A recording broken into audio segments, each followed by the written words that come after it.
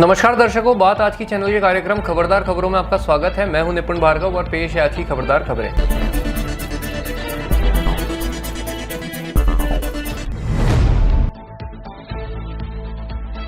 अठारहवीं लोकसभा का पहला सत्र आज सोमवार से शुरू हुआ, जिसमें पीएम मोदी समेत सभी नवनिर्वाचित सदस्यों को शपथ दिलाई जाएगी। राष्ट्रपति मुर्मू ने भाजपा के भर्तृहरि महताब को लोकसभा के अस्थायी अध्यक्ष के रूप में शपथ दिलाई। शपथ ग्रहण कार्यक्रम आज और कल 2 दिन चलेगा। 26 जून को लोकसभा अध्यक्ष का चुनाव होगा। 27 जून को राष्ट्रपति द्रौपदी मुर्मू संसद के दोनों सदनों को संबोधित करने वाली हैं। नीट यूजी की जांच रविवार को सीबीआई ने अपने हाथ में लेते ही 5 लोगों को बिहार से गिरफ्तार किया। हालांकि सीबीआई को काफी मुश्किलों का सामना करना पड़ा। गिरफ्तार करने गई सीबीआई टीम पर भीड़ ने हमला कर दिया। कथित पेपर लीक मामले में अब गिरफ्तार लोगों की कुल संख्या 18 हो चुकी है। परीक्षा रद्द करने की मांग के बीच मंत्रालय के अधिकारियों ने सरकार का पिछला रुख ही दोहराया। गड़बड़ी की घटनाएं स्थानीय और छुटपुट स्तर पर ही हुई हैं, इसलिए लाखों परीक्षार्थियों के करियर को खतरे में डालना सही नहीं है, जिन्होंने परीक्षा सही ढंग से उत्तीर्ण की है। कनाडा के टोरंटो शहर में रविवार को भारतीय मिशन ने 1985 के कनिष्क बम विस्फोट की 39वीं बरसी मनाई। टोरंटो में स्थित भारत के महावाणिज्य दूतावास ने एक्स पर लिखा कि महावाणिज्य दूत सिद्धार्थ नाथ ने 39 साल पहले इसी दिन AI-182 में हुए बम विस्फोट में जान गंवाने वाले 329 लोगों की याद में एयर इंडिया हम्बर पार्क पर पुष्पांजलि अर्पित की। माना जाता है कि 1984 में स्वर्ण मंदिर में चलाए गए ऑपरेशन ब्लू स्टार के जवाब में सिख आतंकवादियों ने इस घटना को अंजाम दिया था, जिसमें 86 बच्चों समेत 329 लोगों की मौत हो गई थी। सिंधु जल संधि के तहत जम्मू कश्मीर में 2 पन बिजली परियोजनाओं का निरीक्षण करने के लिए एक पाकिस्तानी प्रतिनिधिमंडल तटस्थ विशेषज्ञों के साथ कल शाम जम्मू पहुंचा। 1960 के बाद संधि के विवाद निपटान तंत्र के तहत 5 साल से अधिक समय में किसी पाकिस्तानी प्रतिनिधिमंडल की यह पहली भारत यात्रा है।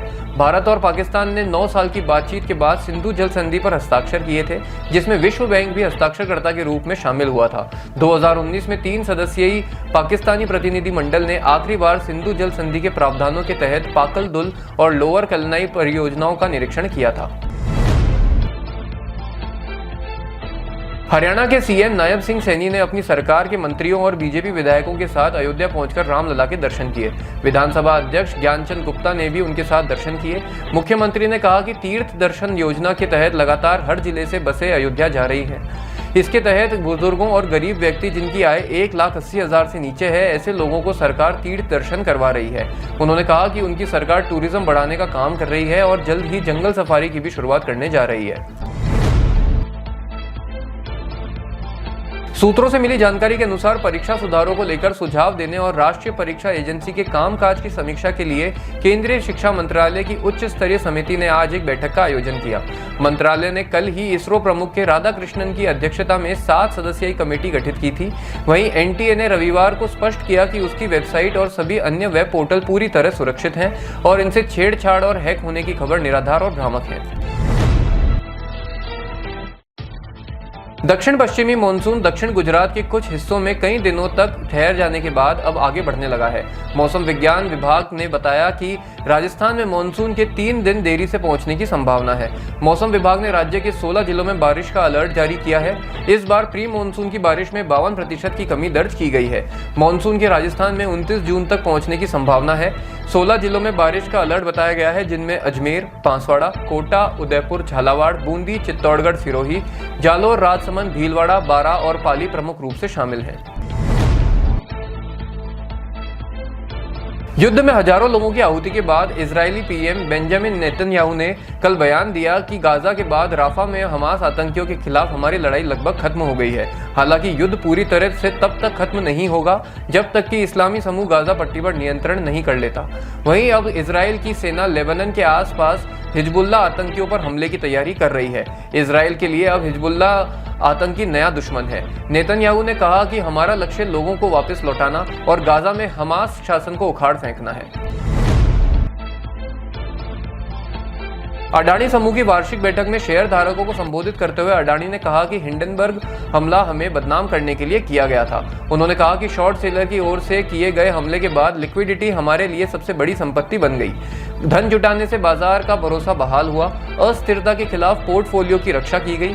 अडानी ने कहा कि भू राजनीतिक तनाव वैश्विक संबंधों को तनाव देते हैं। उन्होंने कहा कि चुनौतियों के बावजूद हमने अपने निवेशकों का विश्वास हासिल किया है। रूस के दक्षिणी दागिस्तान में सशस्त्र हमलावर आतंकवादियों ने 15 से अधिक पुलिस वालों और एक 66 वर्षीय पादरी की हत्या कर दी। ये हमले मुख्य रूप से मुस्लिम क्षेत्र में हुए, जहां सशस्त्र चरमपंथ का इतिहास रहा है। सशस्त्र लोगों के एक समूह ने एक यहूदी उपासना गृह और एक गिरजाघर के अलावा पुलिस चेक पॉइंट पर हमले किए। वहीं पुलिस के जवाबी एक्शन में 6 आतंकी मारे गए।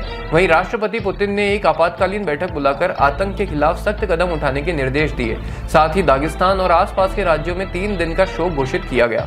वहीं पूरे रूस में सर्च अभियान चलाकर संदिग्धों की धरपकड़ शुरू कर दी गई है। खबरदार खबरों में आज के लिए इतना ही। कल फिर होगी आपसे मुलाकात। तब तक के लिए आज्ञा दीजिए। नमस्कार।